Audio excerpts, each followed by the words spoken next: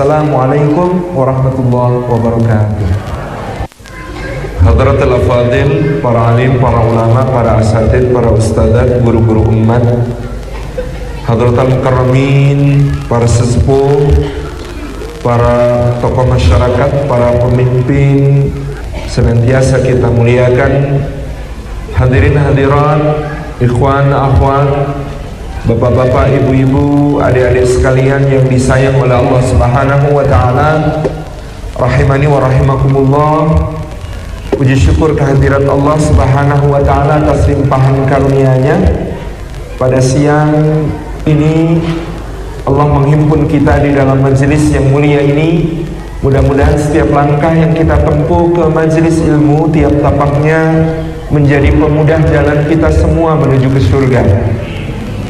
Dan duduk kita semua semoga termasuk taman di antara taman-taman surga, tempat Allah mencurah-curahkan rahmat-Nya, menaungkan sayap-sayap malaikatnya, menurunkan sakinah ke dalam hati kita, dan menyebut-nyebut nama kita semua dengan bangga pada makhluk-makhluk mulia yang ada di sisinya.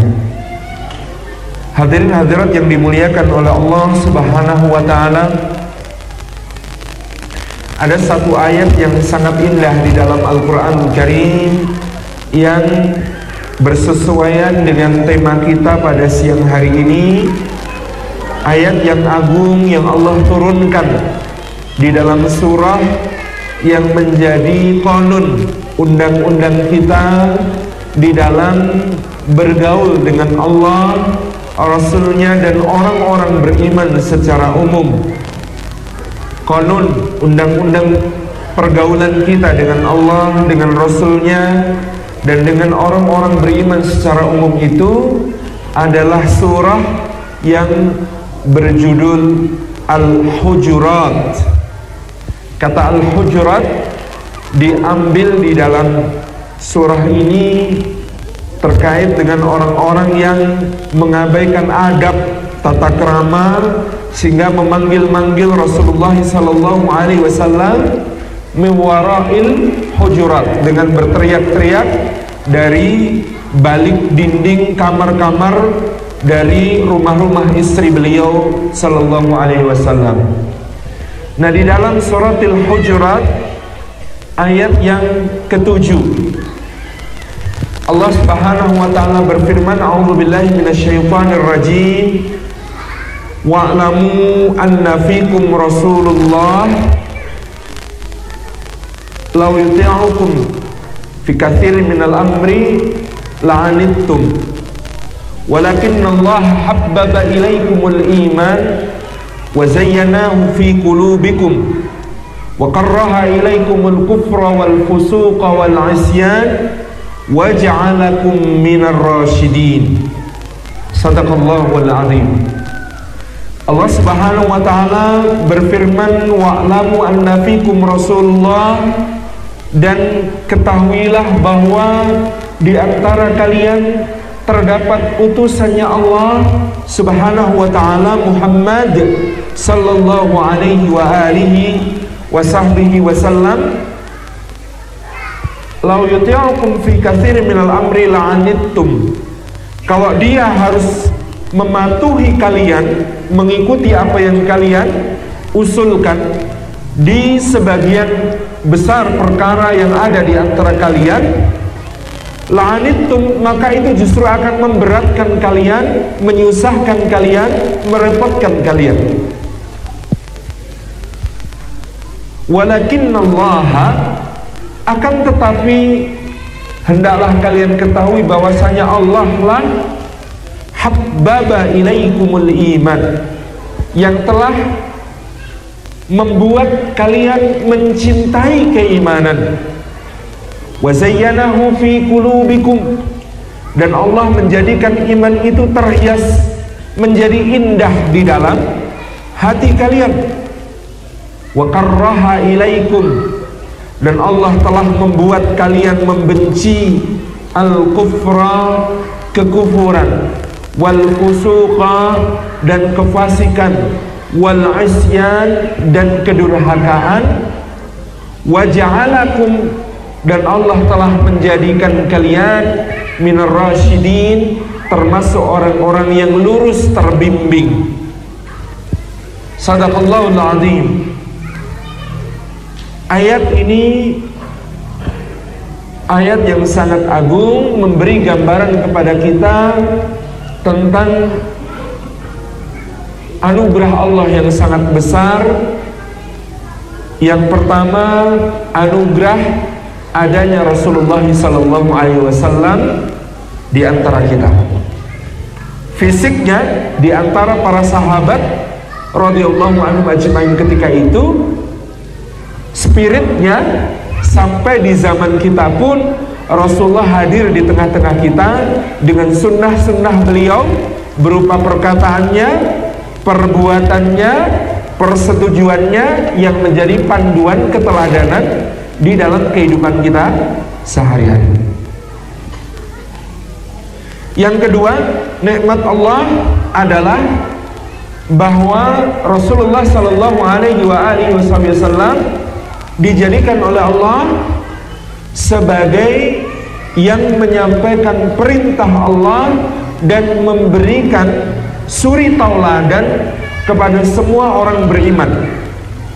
Tidak, justru sebaliknya, beliau harus mengikuti semua aspirasi orang-orang beriman, yang kalau semua aspirasi itu diambil oleh beliau sebagai pertimbangan, maka justru akan memberatkan orang-orang beriman itu sendiri. Yang ketiga, nikmat Allah Subhanahu wa taala di dalam ayat ini, bahwasanya Allah memberikan kepada kita rasa cinta kepada keimanan, dan rasa cinta yang membuat iman itu beserta seluruh konsekuensinya berupa amal salih menjadi terasa indah di dalam hati kita. Dan bahwa Allah menjadikan hati kita setelah dia beriman, maka ini menjadi hati yang pasti tidak suka kepada kekufuran, tidak suka kepada kefasikan, dan tidak suka kepada kemaksiatan. Dan terakhir, Allah menyebutkan nikmatnya, bahwa Allah menjadikan kita dengan semua nikmat itu tadi, keberadaan Rasulullah SAW, petunjuknya lewat beliau, cinta kepada keimanan, benci kepada keburukan. Ini menjadikan kita termasuk orang-orang yang senantiasa terbimbing di dalam jalannya, jalan Allah as-siratal mustaqim, yang kita titik di dalam kehidupan ini menuju keridhaan Allah Subhanahu wa ta'ala. Hadirin hadirat yang dimuliakan oleh Allah Subhanahu wa ta'ala, kita kupas sedikit tafsir dan tadabbur dari surah Al-Hujurat ayat yang ke-7 ini. Firman Allah Subhanahu wa ta'ala, wa'lamu anna fikum Rasulullah, dan ketahuilah bahwa di antara kalian ada Rasulullah sallallahu alaihi wa alihi wa sahbihi wasallam. Al-Imam Ibnu Katsir rahimahullah ta'ala dalam tafsir Al-Quranil Azim menyebutkan beberapa pendapat tafsir tentang ayat ini. Wa'lamu anna fikum Rasulullah, ketahuilah bahwa di antara kalian terdapat Rasulullah sallallahu alaihi wa alihi wasahbihi wasallam. Yang pertama, maka kalau di kalangan kalian terdapat Rasulullah, janganlah kalian berkata-kata yang batil, berucap dusta, mengada-adakan sesuatu kepada beliau sallallahu alaihi wasallam. Sebab seandainya itu yang terjadi, maka Allah pasti akan menurunkan wahyu kepada Rasulullah sallallahu alaihi wasallam untuk mengungkap apa yang sebenarnya dari apa yang kalian sembunyikan. Ini tafsir pertama.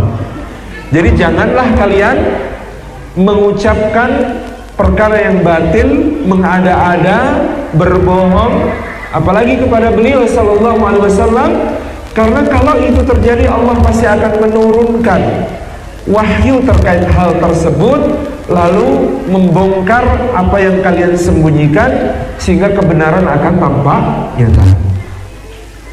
Hakikat inilah Bapak Ibu yang dirahmati Allah, kalau kita simak di dalam sirah dan kita sambungkan dengan tafsir akhir surah At-Taubah yang sangat disadari oleh sahabat yang bernama Ka'ab bin Malik radhiyallahu anhu ketika dia tertinggal dari peristiwa yang disebut sebagai Perang Tabuk. Di dalam Perang Tabuk, ketika persiapan, ini disebut sebagai Jaisul Usrah, pasukan yang penuh dengan kesulitan. Musim panas sangat panjang, kering, gersang, dan panas matahari sangat terik pada saat itu. Sementara kurma di Madinah sudah kira-kira menjelang panen, dan daerah-daerah di sekitar Madinah mengalami paceklik, sehingga kota Madinah sangat rawan dijarah oleh berbagai kabilah nomaden di sekitarnya yang kelaparan. Pada saat itu Rasulullah justru mengumumkan mobilisasi umum untuk berangkat ke Tabuk, wilayah perbatasan dengan Romawi, nun jauh di utara Arab. Maka pada saat itu menjadi ujian yang sangat berat bagi orang-orang beriman untuk memenuhi seruan Nabi Sallallahu Alaihi Wasallam, sehingga orang-orang munafikin mengajukan begitu banyak helah alasan untuk tidak ikut di dalam perjalanan menuju ke Tabuk. Al-Quran menggambarkan dalam surat At-Taubah, kalau laukana aradam qariban wa safaran qasidan lattaba'uk, seandainya tujuan yang hendak didatangi itu dekat dan perjalanannya mudah, lattaba'uk, maka niscaya tidak ada bedanya antara orang beriman dengan orang munafik. Semua akan ikut dengan wahai Muhammad sallallahu alaihi wasallam. Walakin ba'udat alaihi musyuqqah, akan tetapi terasa jauh dan begitu sulit perjalanan yang akan engkau lakukan itu, sehingga hanya orang-orang beriman yang percaya penuh kepada Allah dan Rasulnya dan memiliki tekad baja yang akan bergabung bersamamu. Sementara orang-orang munafik pasti akan tersisih. Mereka akan mengajukan berbagai alasan untuk tidak ikut. Ada seorang tokoh munafik namanya Al-Jad bin Qais. Ketika dia menyampaikan izin kepada Rasulullah, ya Rasulullah, saya tidak ikut.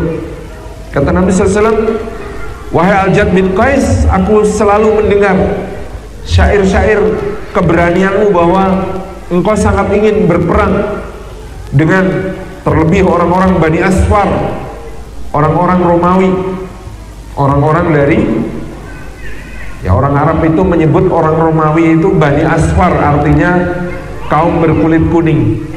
Jadi bagi orang Arab, orang Romawi itu berkulit kuning. Memang agak pelik mendefinisikan warna kulit ya. Kalau kita juga menyebut orang Asia Timur itu berkulit kuning. Padahal kadang-kadang kita ketemu orang Jepang itu kulitnya lebih putih daripada orang Barat yang kita sebut berkulit putih. Repot memang mendefinisikan warna kulit. Yang kita sepakati biasanya hanya yang warna hitam. Itu sepakat itu. Itu apa yang dikatakan Al-Jad bin Qais kepada Nabi Sallallahu Alaihi Wasallam? Ya Rasulullah, engkau tahu sendiri, aku ini kan orang yang gampang tertarik pada wanita cantik. Dan engkau tahu sendiri, wanita-wanita Bani Asfar, wanita-wanita Romawi, matanya biru, rambutnya pirang, kulitnya terang. Aku tidak bisa membayangkan kalau aku di sana, niscaya aku akan jatuh dalam godaan, nanti aku malah melakukan dosa besar. Ya sudah ya Rasulullah, aku tidak usah ikut daripada aku nanti jatuh ke dalam dosa. Ini alasannya pintar. Ada juga yang mengatakan, wahai Muhammad, kita berbagi tugas. Ini kurma di Madinah sudah menjelang panen. Kalau tidak ada yang memanen nanti busuk mubadzir. Kan mubadzir itu saudaranya syaitan. Saya pilih tugas jagain kota Madinah. Lagi pula ini musim paceklik. Rumah-rumah kami nggak ada yang menjaga. Kalau Madinah sampai dirampok suku-suku nomaden dari sekitar, siapa juga yang rugi. Jadi kami milih tugas jagain kota Madinah dan lain sebagainya. Jadi luar biasa. Nah, yang menarik, pada saat berangkat ini Allah memuji orang beriman yang berinfak. Ada yang hanya memiliki 1 sa', 2 sa', ada yang berinfak seperti Abdurrahman bin Auf meletakkan 40.000 dinar di pangkuan Nabi Sallallahu Alaihi Wasallam. Ada yang seperti Sayyidina Utsman bin Affan membekali 3.000 orang berupa kendaraan, perbekalan plus nafkah yang ditinggalkan untuk keluarga. Ada yang menyerahkan separuh hartanya untuk perjuangan, namanya Umar bin Khattab, dan ada yang menyerahkan seluruh hartanya untuk perjuangan, namanya Abu Bakar As-Siddiq. Jadi kita bisa bayangkan ya, Abdurrahman bin Auf itu infak 40.000 dinar. Besar apa sedikit? Besar. Infaknya Abdurrahman bin Auf sekali dulu itu. Tapi siapa yang lebih utama? Sayyidina Utsman. Kenapa? Infaknya barang jadi. Ini saking Sayyidina Utsman tidak ingin diketahui total berapa jumlah infaknya, maka dia belikan kendaraan untuk 3.000 orang. Dia belikan perbekalan untuk 3.000 orang. Dia sediakan nafkah untuk 3.000 keluarga. Itu lebih utama lagi. Tetapi itu dihitung-hitung ternyata belum mencapai separuh hartanya Utsman. Jadi yang lebih utama lagi Sayyidina Umar bin Khattab yang separuh hartanya diserahkan. Nah, separuhnya Sayyidina Umar itu banyak, tapi kalah utama dari harta yang lebih sedikit, yaitu hartanya Abu Bakar As-Siddiq yang semua diinfakkan. Para sahabat, Masya Allah, radhiyallahu ajma'in. Singkat cerita tentang Ka'ab bin Malik. Kata Ka'ab ketika dia menceritakan, aku belum pernah merasa lebih sehat, lebih kuat, lebih lapang, lebih longgar, lebih punya duit daripada menjelang berangkat perang Tabuk. Sehat, lapang, punya duit, punya perbekalan, sudah saya siapkan kuda yang terbaik. Tapi justru karena itu setan membisikkan ke dalam hati saya, kudamu yang paling bagus. Nanti kalau Rasulullah berangkat, kamu nyusul aja. Pasti ketututan, gitu ya. Pasti kamu bisa nyusul, wong kudamu bagus. Dah, berangkatnya besok aja. Hari berikutnya ketika sudah niat berangkat, Rasulullah sudah berangkat kemarin, setan membisikkan lagi. Biasanya Rasulullah itu sebelum berangkat ngecamp dulu di luar kota sehari semalam. Jadi ini masih belum jauh. Besok aja, nggak apa-apa. Pasti kesusul kok. Hari ketiga baru Ka'ab mencoba menaiki kuda menuju ke tempat arah yang ditempuh oleh Rasulullah. Itu pun ketika menaiki kuda, dia nggak bawa perbekalan, kuda doang. Ngecek gitu, Rasulullah sampai mana? Dia berharap Rasulullah masih nekat, ternyata tidak. Rasulullah kemarin berangkat langsung bablas. Maka dia sudah nggak bawa perbekalan, mesti balik lagi. Setan berbisik lagi, pulang dulu ke Madinah. Masa mau nyusul nggak bawa perbekalan? Begitu sudah pulang ke Madinah, sampai ke Madinah, setan bilang apa lagi? Percuma, nggak akan tersusul kalau sekarang nyusul. Akhirnya dia duduk tinggal di Madinah. Ini cara setan yang disebut sebagai mengulur-ulur, taswif. Taswif itu dari kata saufa, nanti, sampai akhirnya kemudian setan mengatakan, kalau sekarang sih nggak mungkin disusul. Salah satu pintu godaan setan itu namanya taswif, membuat kita suka menunda-nunda kebaikan. Ada peluang infak, setan bilang, alah nantilah, tabungan belum cukup banyak buat infak, nanti kalau ada agak banyak. Begitu sudah agak banyak, ternyata pintu infak sudah tertutup. Dia sudah gak membutuhkan, sudah cukup dananya. Mau dialihkan ke yang lain, nanti ada bisikan lagi, oh jangan yang ini, nanti dulu, kumpulin aja yang lebih banyak. Itu namanya taswif. Dan itu yang dialami oleh Ka'ab bin Malik. Nanti. Akhirnya dia menyerah. Udah, gak usah nyusul. Keliling Madinah, baru ngeh dia. Astagfirullahaladzim. Ternyata saya tertinggal bersama siapa? Wanita, anak-anak, jompo manula, orang sakit. Kalau ada orang muda, sehat di kota Madinah saat itu, bisa dipastikan munafik. Sedih sekali.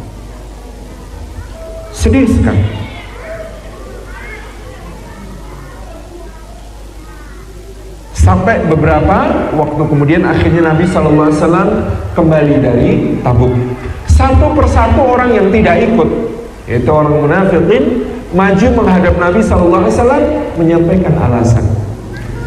Rasulullah, ya maklum, di rumah itu sekeluarga yang laki-laki kuat cuma saya. Nah, kalau saya tinggal, bapak saya, ibu saya, istri saya, anak saya, siapa yang merawat? Ada lagi, semua mengajukan alasan. Tiba giliran Ka'ab bin Malik. Dia berkata kepada dirinya sendiri, kalau aku berdalih, bikin alasan kepada Nabi SAW, aku bisa bikin alasan terbaik yang tidak mungkin dibantah. Aku ini jago debat, aku ini jago diplomasi, aku ini orangnya kalau bikin kalimat, bahkan dalam bentuk syair, orang bisa tersihir, pasti percaya. Maka aku bisa nyusun alasan paling masuk akal. Tapi begitu melihat Rasulullah SAW, Ka'ab bin Malik berkata pada dirinya sendiri, wahai Ka'ab, sepintar apapun kau menyusun alasan, sepandai apapun engkau bikin dalih, kalau nanti Allah menurunkan ayat mengungkap kebohonganmu, malu kamu sepanjang hidup. Akhirnya Ka'ab bin Malik menghadap Nabi SAW, kemudian berkata, ya Rasulullah, saya lalai dan saya tidak punya alasan. Wahai Ka'ab, orang-orang lain datang dengan mengajukan alasan-alasannya. Engkau? Saya tidak punya alasan. Saya mengaku bersalah dan saya siap dihukum, ya Rasulullah. Apa kata Nabi SAW? Beliau memalingkan muka, kemudian berkata, pulanglah dan tunggulah sampai Allah memberikan keputusan. Pulang. Dan hari itu Rasulullah memproklamasikan, kalau Ka'ab bin Malik mengucap salam jangan dijawab, kalau menyapa jangan digubris, kalau kemudian ngajak bicara nggak usah dilayani. Kaget, ini hukumannya. Ya Allah, mendingan dicambuk daripada digini-ginikan. Terus dia tanya, siapa lagi yang mengalami seperti yang aku alami? Ada dua, Murarah bin Rabi, Hilal bin Umayyah. Jadi Ka'ab bin Malik, Murarah bin Rabi, Hilal bin Umayyah. Oh, ini yang harus dialami. Baik. Kalau kita divonis suatu hukuman, itu kan kita bisa menyabar-nyabarkan diri. Misalnya vonisnya 50 hari, masih kurang 49 hari, masih kurang 35 hari, masih kurang 27 hari, masih kurang, gitu kan? Masalahnya vonis kepada 3 orang ini tidak ada disebut waktunya, kapan akan berakhir. Kata Ka'ab, setiap kali ke masjid Aku coba dekat-dekat ke arah Rasulullah. Aku duduk di saf pertama.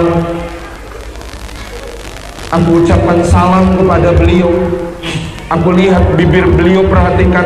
Mudah-mudahan bibir itu bergerak menjawab salamku. Ternyata tidak. Aku tatap wajah beliau. Beliau memalingkan muka. Ya Rabb, tidak ada yang lebih berat daripada dihukum dengan cara seperti itu. Singkat cerita, sampai hari ke-40, di hari ke-40 ada perintah baru. Hendaklah Ka'ab bin Malik menjauhi istrinya. Ketika disampaikan, Ka'ab tanya, harus aku ceraikan atau gimana? Enggak, suruh pulang ke rumah orang tuamu sampai Allah menurunkan keputusan. Maka Ka'ab bin Malik yang pergi dari rumah, dia bikin tenda di atas gunung, nunggu keputusan Allah. Hingga pada saat itu ada utusan di pasar Madinah bertanya-tanya, mana yang namanya Ka'ab bin Malik, mana yang namanya Ka'ab bin Malik, mana yang kanan. Saya, ini surat, terima. Dibaca suratnya dari Raja Ghassan, raja di daerah negeri Syam bawahan Romawi. Tulisannya, kami dengar sahabat Anda itu, yaitu Muhammad SAW, telah mengucilkan Anda.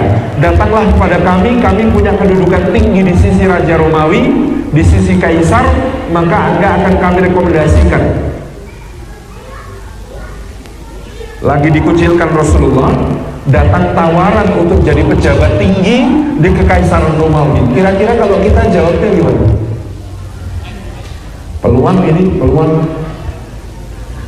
ini dialami Ka'ab merasa subhanallah, ini balak yang sebenarnya. Surat Raja Ghassan itu dia masukkan ke dalam api, dia bakar habis. Tabaraka Rahman, hari ke-50 orang datang, selamat wahai Ka'ab, turun keputusan Allah, kalian diampuni. Sujud syukur, pakaiannya dihadiahkan, lupa kalau itu pakaian satu-satunya. Sampai harus pinjam ke tetangga untuk menghadap Rasulullah Sallallahu Alaihi Wasallam. Tabaraka Rahman. Wa'lamu anna fikum Rasulullah. Ini tafsir pertama, dan ketahuilah bahwa di antara kalian terdapat Rasulullah Sallallahu Alaihi Wasallam. Bagaimana dengan kita yang kita tidak hidup bersama Rasulullah? Sama, karena Allah berfirman, litakunu syuhada'a 'alan nas wa yakuna rasulu 'alaikum syahida. Sebab kalian wahai umat Islam kelak akan menjadi saksi atas seluruh manusia, dan Rasul Sallallahu Alaihi Wasallam akan menjadi saksi atas kalian. Jadi Rasulullah Sallallahu Alaihi Wasallam itu kelak akan menjadi saksi atas kita. Apakah beliau Sallallahu Alaihi Wasallam saksi yang meringankan atau saksi yang memberatkan? Tergantung kita bagaimana sikap kita kepada sunnah-sunnah beliau Sallallahu Alaihi Wasallam. Kalau tadi di kalangan para sahabat, maka karena berinteraksi langsung dengan Nabi Sallallahu Alaihi Wasallam, mereka bisa dipersaksikan oleh Rasulullah, bohong pasti ketahuan, Allah pasti turunkan ayat.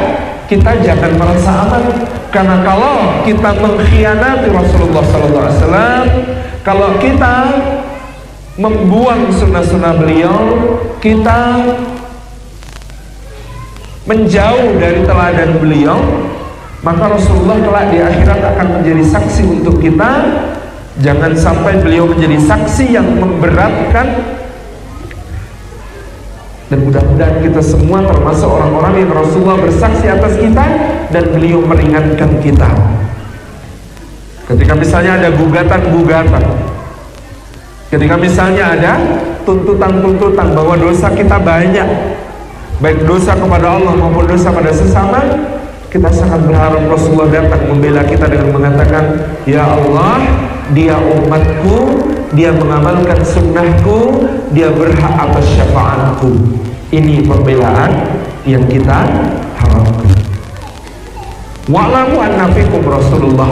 Maka mari, apa yang kita ketahui dari sunnah Nabi Sallallahu Alaihi Wasallam itu diamalkan, karena dengan begitu kita bisa berharap Rasulullah akan menjadi saksi yang meringankan kita.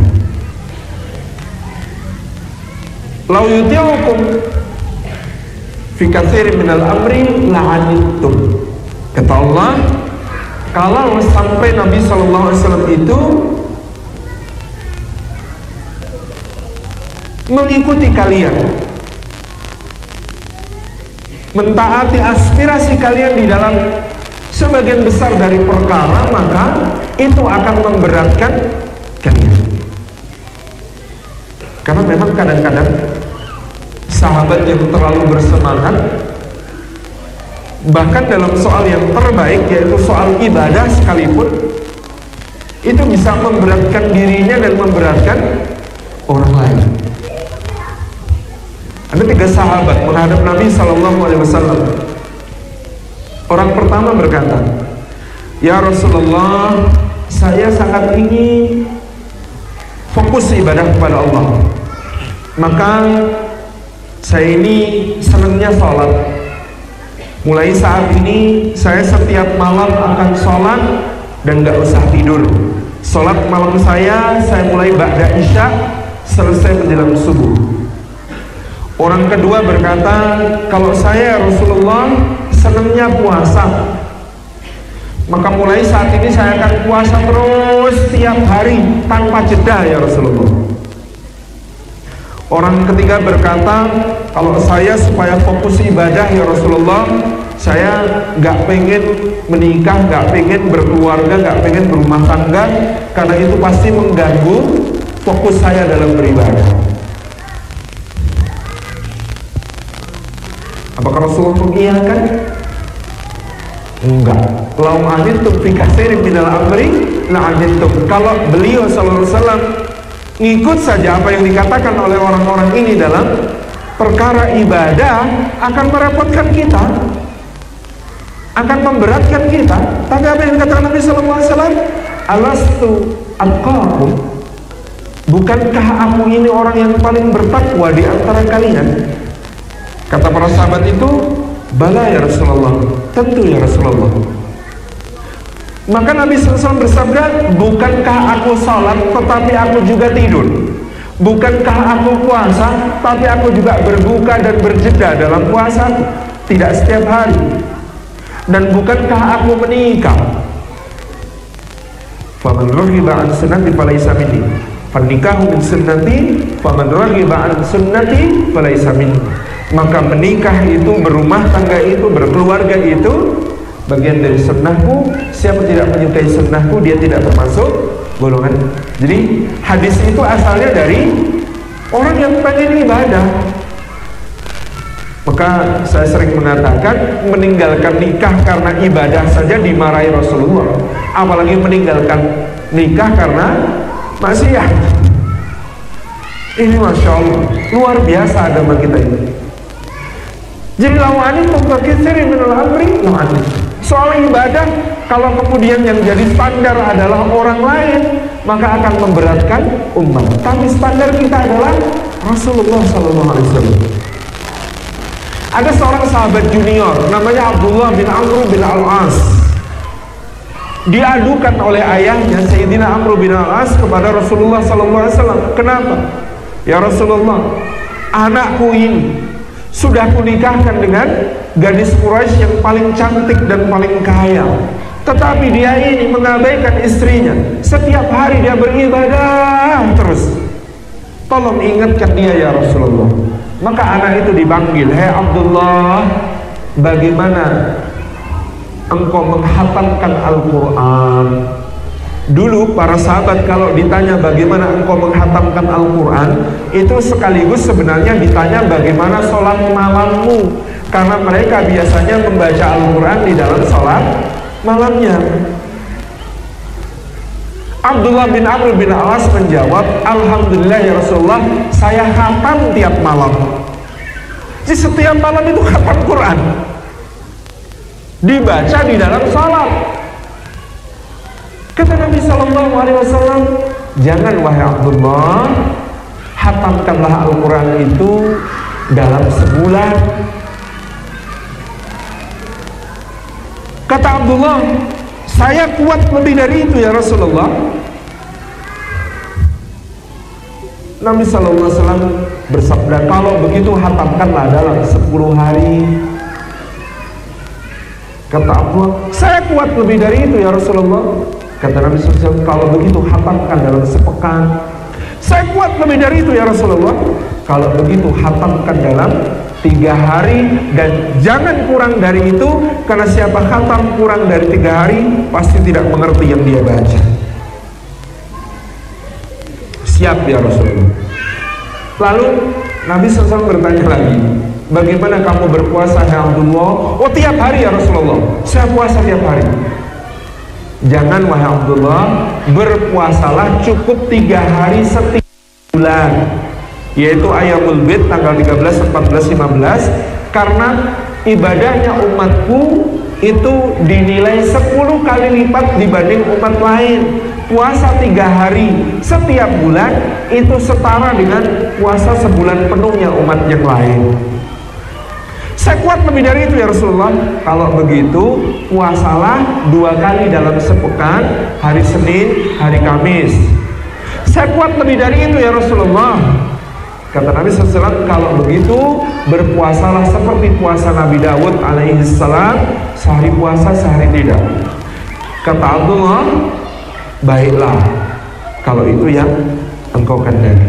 Maka Abdullah bin Amr bin Al-As mengamalkan itu sepanjang hidupnya sampai beliau berusia 80-an lebih. Lalu beliau menasihati anak-anak muda, hei anak-anak muda, mumpung kalian masih muda, perkirakan usia tua kalian. Aku sebenarnya nyesel kenapa dulu gak ikut kata-kata Rasulullah.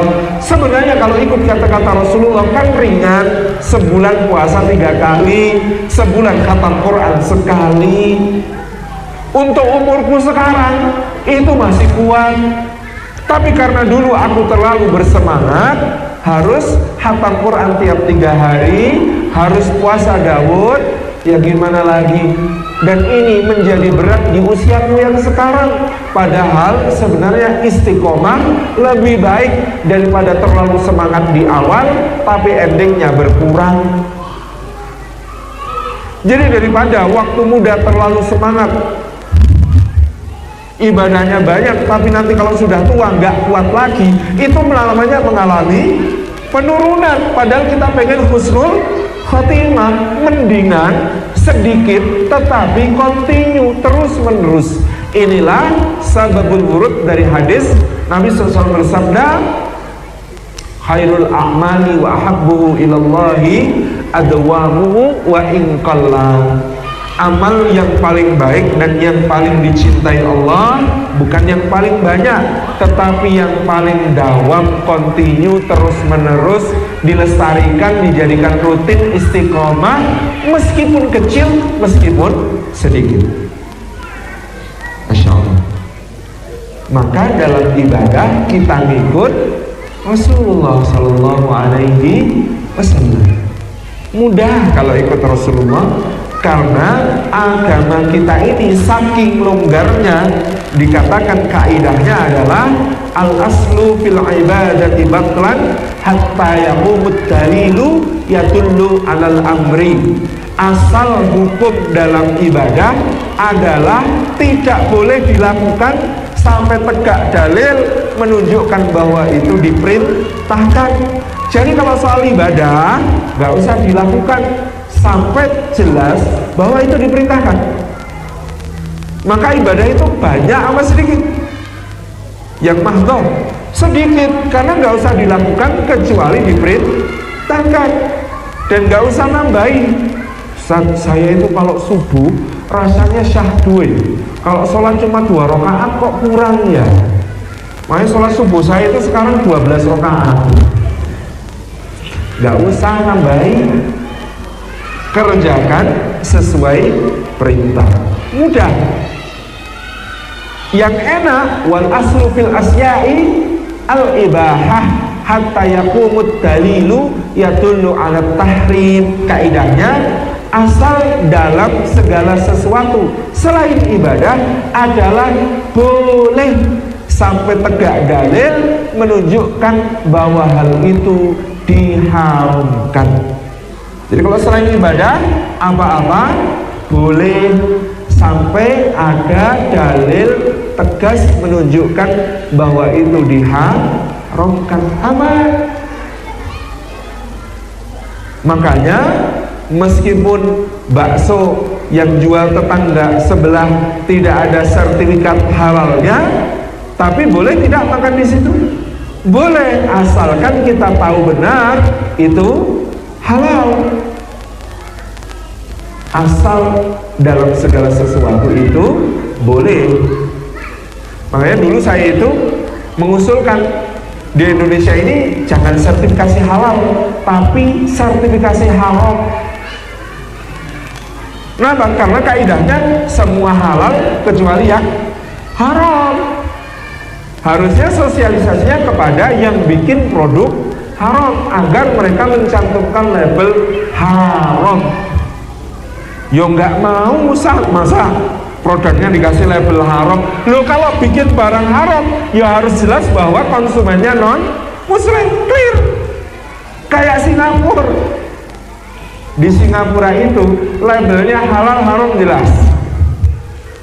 Sehingga ya kalau Anda bikin produk kok jelas ada unsur haramnya, jangan coba-coba memasarkan dan beriklan di kalangan muslim, kan gitu. Kalau Anda pengen jualan ke muslim, maka Anda harus halal, gitu, clear ya. Jadi menurut saya memang yang tepat itu sertifikasi haram, bukan sertifikasi halal, gitu. Ya sekarang darurat ya udah gimana lagi, kita yang ngalah gitu ya, belanja ke warung nyari-nyari halal MUI gitu ya. Sebenarnya kan ribet itu. Harusnya kita itu nggak usah, pokoknya semua halal kecuali yang haram kan gitu. Harusnya begitu. Ini kaidahnya. Kalau kita kembali ke kaidah seperti ini. Jadi karena kita ini mengikuti Rasulullah dari Allah, maka kita enak hidupnya. Karena apa? Soal ibadah minimalis, soal non ibadah longgar, kecuali tegak dalil menunjukkan haram. Itulah agama. Yuridullahu bikumul yusra wala yuridu bikumul usra. Allah menghendaki kemudahan bagimu dan tidak menghendaki kesusahan bagimu. Maka saya sering mengatakan kepada teman-teman, ciri fikih yang benar itu bahasnya rumit, hasilnya mudah diamalkan. Ciri fikih yang benar, bahasnya rumit, hasilnya mudah diamalkan. Ciri fikih yang error, bahasnya gampang, hasilnya rumit diamalkan. Jadi kalau fikih itu benar, mesti bahasnya daki-daki, tapi nanti begitu hasil, oh ternyata boleh. Contoh fikih yang benar itu bahas kok ada hadis Rasulullah kalau turun sujud lutut dulu, tapi ada juga hadis Rasulullah turun sujud tangan dulu. Mana yang benar? Oh, itu bahasnya panjang, dalilnya begini. Kesimpulan dua-duanya pernah diamalkan Rasulullah, maka boleh. Kan gitu. Jadi rumit bahasnya, tapi nanti hasilnya mudah diamalkan. Ini ada hadis Rasulullah melarang kencing, buang air besar, menghadap kiblat atau membelakangi kiblat. Hadis Abu Hurairah.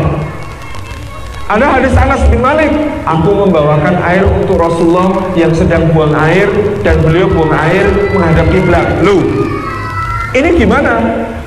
Maka fikih bahasnya rumit, tapi nanti hasilnya mudah diamalkan. Misalnya apa? Ini kok bertentangan ya hadisnya. Abu Hurairah bilang Rasulullah melarang buang air besar, buang air kecil menghadap kiblat. Rasulullah atau membelakangi kiblat. Rasulullah, kata Anas bin Malik, pernah buang air menghadap kiblat. Yang benar yang mana? Dua-duanya benar. Konteksnya Abu Hurairah cerita, kunna fi safarin ma'a Rasulillah. Kami dalam perjalanan bersama Rasulullah. Perjalanan zaman Rasulullah sudah ada rest area belum? Belum. Kalau begitu toiletnya toilet tertutup apa toilet terbuka, cari tempat sepi. Kalau itu tempat sepi, nyari tempat yang gak dilihat orang. Maka kesimpulannya hadis Abu Hurairah, buang air besar, buang air kecil di tempat terbuka. Anas bin Malik cerita di mana? Di Madinah. Kunna fi baiti Rasulillah sallallahu alaihi wasallam. Aku berada di rumah Rasulullah SAW. Beliau buang air dalam keadaan menghadap kiblat. Aku bawakan air untuk beliau beristinja. Berarti Rasulullah di tempat tertutup atau terbuka? Hadis Anas bin Malik tertutup. Kalau begitu larangannya lebih keras di tempat terbuka, misalnya di sungai atau di mana, jangan hadap kiblat, jangan membelakangi kiblat. Tetapi kalau di toilet tertutup, maka diperbolehkan seperti yang dilakukan Rasulullah dalam kesaksian Anas bin Malik. Maka kalau kita masuk ke sebuah toilet, kok klosetnya menghadap kiblat, badannya nggak usah dimiring-miringkan, nanti malah najisnya kemana-mana, bahaya. Sudah sesuai saja menghadap sesuai arah kloset karena tempatnya tertutup, kan begitu. Jadi fikih itu cirinya bahasnya rumit tapi mudah diamalkan. Makanya dulu ada yang ulama itu gregetan kalau ada orang tanya itu terlalu mendetail kayak Bani Israel. Jadi ada Imam Asy-Sya'bi ditanya orang, wahai Imam, kalau saya sudah ada, kita berhenti sebentar. Bapak Ibu yang dirahmati Allah Subhanahu wa taala, ini jadi cerita tadi ada orang tanya pada Imam Asy-Sya'bi, wahai Imam, kalau aku mandi di sungai, kemana aku harus menghadap? Ke arah kiblat atau membelakangi kiblat atau menghindar dari kedua arah itu? Dan bagaimana kalau aku tidak tahu di mana arah kiblat? Apa yang harus aku lakukan? Apa jawaban Imam Asy-Sya'bi, teman-teman yang insya Allah? Jawaban Imam Asy-Sya'bi, menghadaplah ke arah mana pakaianmu kau letakkan agar tidak hanyut atau diambil orang. Jadi fikih itu memudahkan. Ini kalimat berikutnya di dalam surah Al-Hujurat ayat 7. Walakinnallaha habbaba ilaikumul imana wa zayyanahu fi qulubikum. Tetapi Allah Subhanahu wa taala yang menjadikan kalian cinta kepada keimanan. Di sini ada dua anugerah Allah sekaligus. Satu, Allah memberi hidayah menuju iman. Tidak ada jasa kita sedikit pun dalam soal keimanan. Allah memperingatkan di ayat yang lain, jangan sebut-sebut soal keimanan, keislaman kalian. Bukan, itu bukan karena kalian punya kekuatan sendiri, bukan karena kalian hebat sendiri sehingga kalian bisa menemukan iman dan beriman. Bukan, itu anugerah Allah, itu nikmat Allah, itu karunia Allah. Dan Allah Subhanahu wa taala yang menganugerahkan kepada kita cinta kepada keimanan. Ada orang iman tetapi dia tidak menikmati keimanannya. Dia tidak tenang dengan keimanannya. Sudah diberi anugerah hidayah, tetapi hidayah itu tidak terasa sebagai kebahagiaan. Hidayah itu terasa sebagai sesuatu yang biasa-biasa saja. Lebih parah lagi, na'udzubillah, hidayah itu terasa sebagai gangguan bagi dia. Sayang ya gue Islam, loh kok sayang? Jadi kagak bebas minum apa namanya, miras oplosan misalnya. Wah sayang gue Islam, loh kenapa? Jadi nggak boleh kumpul kebo Subhanallah. Ada orang, naudzubillahi min dzalik, yang mendapatkan hidayah, tapi hidayah itu tidak menjadi sesuatu yang terasa nikmat bagi dia. Maka ini anugerah Allah yang berlipat. Sudah diberi hidayah, lalu habbaba ilaikumul iman. Allah mencintakan kalian kepada keimanan. Manis terasa iman itu di dalam hatinya. Wa zayyanahu fi qulubikum. Dihiaskan indah, terasa indah sekali keimanan itu. Sayyidina Ja'far bin Abi Thalib ketika di hadapan Raja Najasyi di Habasyah, dan ada orang-orang Quraisy mengirimkan utusan Abdullah bin Rabi'ah dan Amr bin Al-As yang belum masuk Islam pada saat itu untuk mendeportasi mereka kembali ke Mekah. Maka ditanya oleh Raja Habasyah, sebenarnya ada urusan apa di antara kalian sampai kalian lari ke negeri saya? Ada apa dengan kaum kalian? Maka jawaban Ja'far menunjukkan betapa indahnya iman di dalam hatinya. Apa kata Ja'far? Tuan Raja, kami dahulu sesat tanpa petunjuk. Kami memakan bangkai, kami meminum darah, kami mengubur hidup-hidup anak perempuan kami melakukan berbagai kekejian, meminum khamr, berjudi, berzina, memakan yang haram, mengundi nasib dengan panah, menyembah berhala, memutus silaturahmi, berperang satu sama lain, berpecah belah. Mudah sekali kami menumpahkan darah. Lalu datanglah dari seorang yang kami kenal nasabnya yang mulia, kami kenal akhlaknya yang mulia, kami menggelarinya Al-Amin, orang yang paling terpercaya, tidak pernah berdusta, tidak pernah berkhianat. Orang ini berkata kepada kami, mari tinggalkan berhala-berhala itu, kita sembah Allah semata. Sejak kami mengikuti seruannya, maka kami beribadah hanya kepada Allah, meninggalkan berhala-berhala. Kami memakan yang halal dan thayyib, yang bersih, menghindari yang haram. Kami menyambung silaturahmi, tidak memutusnya. Kami bersedekah kepada anak yatim, fakir miskin, dan membantu sesama. Kami bersaudara dalam ikatan yang lebih kuat daripada ikatan darah, yaitu ikatan keimanan. Lalu kaum kami, wahai Tuan Raja, mengetahui kami beriman kepada Nabi ini, mereka merasa kepentingannya terancam, lalu mereka menyiksa kami, lalu mereka menyakiti kami, memaksa kami meninggalkan keyakinan ini, kembali kepada ajaran lama, sehingga kami diperintahkan Nabi kami untuk berhijrah. Dan beliau berkata tentang Anda, datanglah ke Habasyah, karena di sana ada seorang raja, la yudlamu ahadun indah, yang tidak akan didolimi siapapun di sisinya. Maka kami datang ke negeri Tuhan karena itu. Masya Allah ya. Gambarannya Ja'far menunjukkan betapa dia mencintai keimanan yang datang ini, menceritakan betapa indahnya hidupnya sesudah ada iman. Wa qarra'a ilaikumul kufra wal fusuqa wal 'isyan. Dan dia menceritakan betapa dia benci, jijik kepada kehidupan masa lalu yang penuh dengan kekufuran, kefasikan, kemaksiatan. Ini adalah anugerah yang luar biasa indah. Tanda keimanan itu sederhana, kata Nabi Sallallahu Alaihi Wasallam. Apa sederhananya, Bapak Ibu yang dirahmati Allah? Kalau kita bahagia karena ketaatan, karena amal saleh, dan kita sedih karena dosa, karena amal salah, mukmin.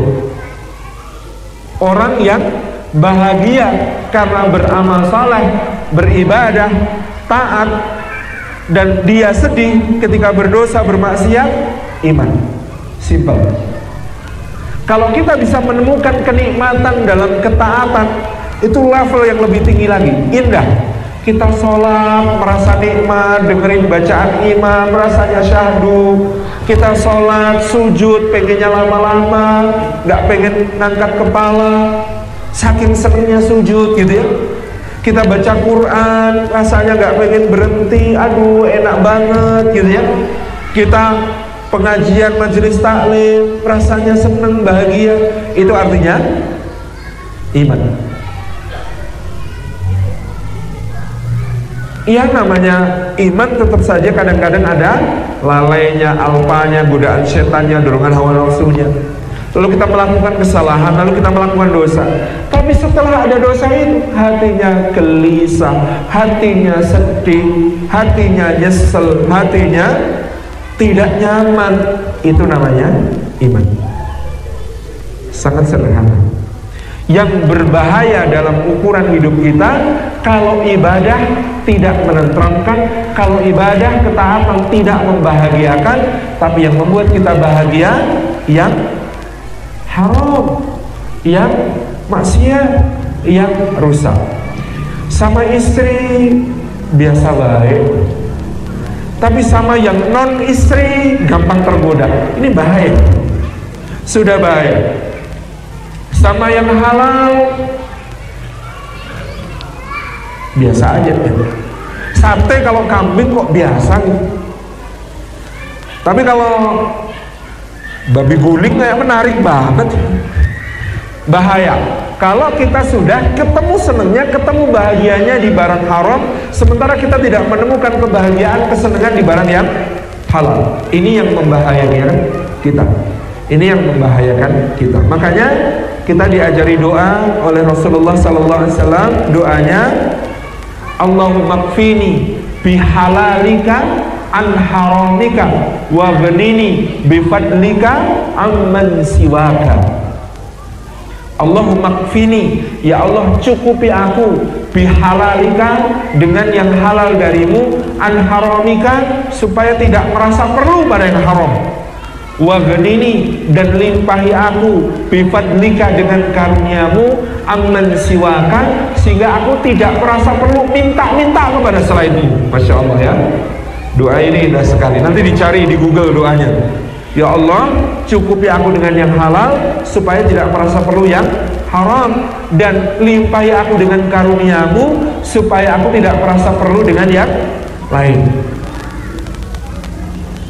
Terakhir, wa ja'alakum minar rasyidin. Allah Subhanahu wa taala mengatakan, dan Allah menjadikan kalian termasuk orang-orang yang rasyid. Rasyid itu terbimbing. Rasyid itu lurus, on the track bahasa kita. Orang-orang yang on the track itu karena apa? Satu, tujuannya jelas. Orang kalau tujuannya jelas pasti on the track, nggak belok-belok, nggak mampir-mampir, karena tujuannya jelas. Kalau tujuannya tidak jelas, maka pasti belok-belok, mampir-mampir. Maka seorang mukmin tujuannya jelas. Ilahi anta maqsudi waridhaka matlubi. Ya Allah, engkau tujuanku, ridhamu yang aku cari. Ini mukmin. Kalau tujuannya jelas, nggak akan belok-belok dimanapun tempatnya. Buya Hamka itu pernah didatangi seseorang. Ini kisah nyata yang luar biasa. Orang ini berkata, saya habis umroh Buya. Luar biasa Buya. Ternyata ya Buya ya, di Mekah itu ada pelacur Buya. Astagfirullah, masa lo Buya? Di Mekah lo Buya, itu kok ada pelacur Buya? Apa kata Buya Hamka rahimahullah ta'ala? Subhanallah, masa sih Pak? Saya baru saja safari dakwah ke Los Angeles dan New York. Ternyata di Los Angeles dan di New York itu tidak ada pelacur Pak. Masa Buya? Ya nggak mungkin, di Mekah aja ada, apalagi di Los Angeles dan New York. Apa jawab Buya Hamka? Kita ini memang hanya akan bertemu dengan apa yang kita cari. Meskipun perginya ke Mekah, kalau yang dicari begitu-begitu, ketemu nggak? Ketemu.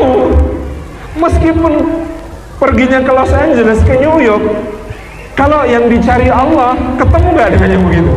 Enggak. Maka kata para ulama, kalau hati senantiasa berniat baik karena tujuannya jelas, maka dia akan dipertemukan dengan orang baik, tempat yang baik, waktu yang baik, atau minimal kesempatan berbuat baik.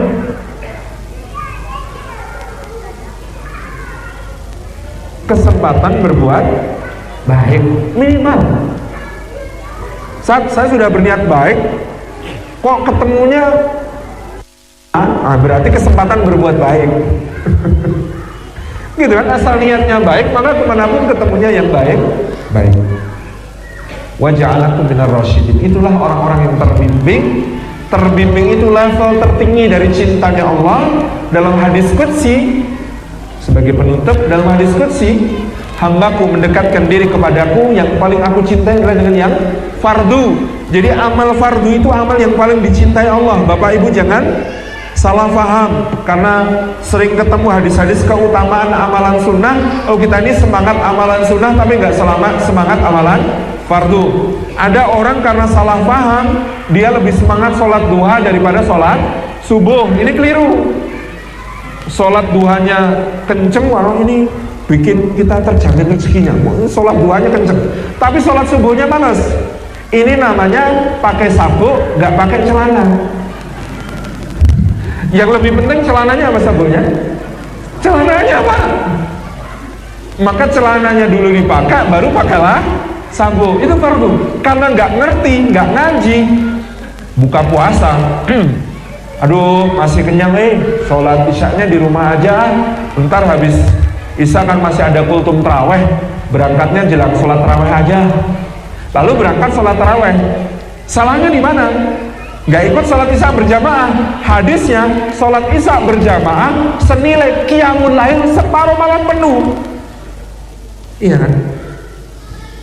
Tapi karena nggak ngerti ilmunya, taunya sholat tarawih itu lebih utama, sehingga sholat isyanya di rumah, pergi menjelang takbiratul ihram sholat tarawih. Salah.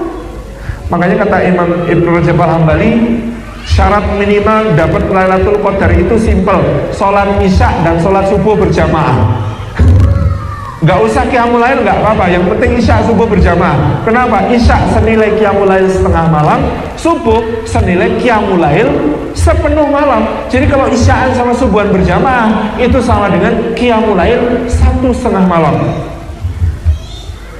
Tapi ini bukan berarti kalau begitu seperti pengajian Ustaz Salim kemarin, lebih baik isya sama subuh doang, gak usah tarawih-tarawihan, tidur lebih utama. Enggak juga, kalau mampu silakan. Karena Allah berfirman, yang lebih aku cintai yang fardu, lalu dia tetap mendekatkan diri kepadaku dengan yang sunnah, maka aku akan mencintainya kalau aku sudah mencintainya. Rasyidin itu seperti apa, Pak? Kata Allah, aku menjadi mata yang dia gunakan untuk melihat, aku menjadi telinga yang dia gunakan untuk mendengar, aku menjadi lisan yang dia gunakan untuk bicara, aku menjadi tangan yang dia gunakan untuk bertindak, aku menjadi kaki yang dia gunakan untuk melangkah. Selesai, paripurna. Itulah Rasyidin, orang yang pandangannya, ucapannya, pendengarannya, langkah kakinya, tindakan-tindakannya semua dibimbing oleh Allah Subhanahu wa ta'ala. Dan itu bermula dari hormat kepada Rasulullah yang ada di tengah kita, menyadari sunnah-sunnahnya, mengikuti, karena kita ingin mudah kok dalam beragama seperti ajaran agama ini. Lalu kita cinta kepada keimanan, nyatanya beribadah itu mudah, bermaksiat itu susah, Bang. Banyak maksiat yang lebih mahal daripada ibadah, gitu kan, jelas ya. Maka clear, mudah. Maka dengan itu insya Allah, karena kita beribadah mudah, mendekati Allah dengan yang fardu, diamalkan yang sunnah-sunnah, maka Allah menjadikan kita orang-orang yang rasyidin. Karena kita cinta pada iman, tapi benci kepada kekufuran, kefasikan, kemaksiatan. Jazakumullah khairan, demikian kajian kita hari ini, mudah-mudahan bermanfaat. Jazakumullah. Wassalamualaikum warahmatullahi wabarakatuh.